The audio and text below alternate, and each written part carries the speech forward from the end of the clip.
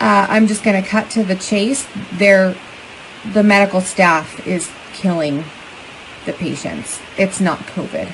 So you have nurses, medical professionals of all kinds afraid to speak out and tell the truth about what they're seeing in their emergency rooms, in their ICUs, all of those things. And I'm going to go into how bad it is in a second. It's gut-wrenching. And then you have the other 50% that are so terrified of COVID that they've thrown all critical thinking out the window.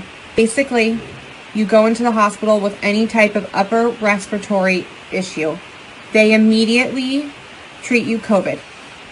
Let's say a 35-year-old man walks into the hospital, has no previous conditions, is a healthy man, just has some respiratory issues. If his oxygen drops below 92%, and with over 6 liters of oxygen, they're venting. They're completely bypassing BiPAP, CPAP, all of it. Their justification for bypassing CPAP is that they don't want the open air circuit, okay? Whatever. So they're completely going away from BiPAP. They're going straight to venting. The medical community knows that venting people is typically a last-ditch effort. We know that the second a person is vented, they're saying that over 75% of patients that are being vented are not surviving. So a 35-year-old walks into the hospital, consents to being vented because they're so freaking scared of something that we now know is as deadly as the flu, that they're letting them vent them and put them into a medically induced coma or just give them sedatives. This is how they're treating patients in these hospitals. They are not giving hydroxychloroquine. They actually laughed when they were asked about it. They are not giving Z-Paks. They're not giving anything that we are seeing working all around the world. They have everybody on that is COVID and non-confirmed COVID, like that both, and these people are together. They're in rooms together. They are giving them broad spectrum antibiotics and sedatives and venting them and then leaving them to die. A direct quote from one of the charge nurses, when somebody had a fever of 104, was, "Oh, we're not going to medicate him. He's dying." Excuse me? I'm sorry, what? You're not even going to try? They're being told to not perform any life-saving, no CPR, nothing that is going to be basically like you signed a DNR. They're not doing the rapid tests that are giving you results in 45 minutes. They are using the ones that they have to send into the labs. And again, when asked why and how long those results take, they laughed and said 5 days if we're lucky. So what they're doing is they have COVID patients that are confirmed COVID, and then they have rule out COVID. They're ruling everything else out and assuming they're COVID. Rule out COVID. They're putting them in rooms together. These nurses are in the same protective equipment all day long. The only thing that changes is their gloves. If you know anything about cross-contamination or any of that, even the slightest bit, you know how bad that is. If you are a nurse, if you are a CNA, if you are any of those things, you know that that is it's completely ridiculous to be venting somebody. These people are speaking in full sentences. Full sentences.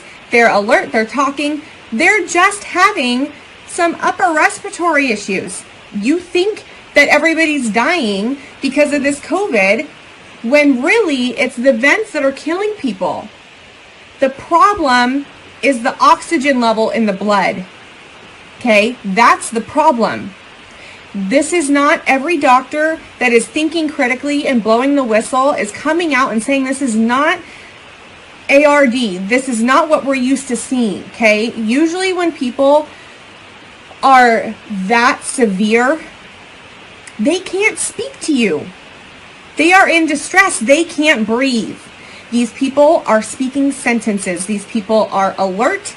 They are not, it's not like they are struggling. The trucks outside with the bodies are real. They're very much real. Okay, first of all, if you guys were that concerned about COVID, why do you have a bunch of bodies that are infected with COVID just sitting in a truck outside? So it seems like this is political and that this is about money, because they get a lot of money for every COVID patient and they don't even have to test. A lot of them are not even testing. They are a rule out COVID. So now they can claim that they're a COVID patient. No autopsies are happening. Perfect scenario. They can't have guests there. So guess what? You don't have an advocate. You don't have a family member there with you. You don't have anybody to say, wait a second, something's wrong here.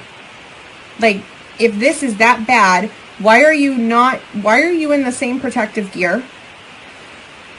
Why are you not giving my spouse what we know works? Doctors are saying when they use the Z-Pak and hydroxychloroquine that they're seeing their patients recover in a matter of 48 hours, 72 hours, just completely better. People are dying and they are leaving them on hospital beds for hours. Hours with a patient in the same room. The charting is horrible. Horrible, okay? Horrible charting. They're barely charting anything. If somebody codes, they're not responding. If your loved one codes, they are not responding. The drips are being put outside the hospital room. If you've ever been in a hospital for any situation, you know your drip is right there. The drip is being put all the way outside the door. How are your nurses supposed to properly assess you if your drips are all the way outside the door? They're not even going in there at all. There are hundreds of nurses sitting in New York hotels on FEMA's dime that are not being used, while the hospitals are saying we are slammed, and some of them are.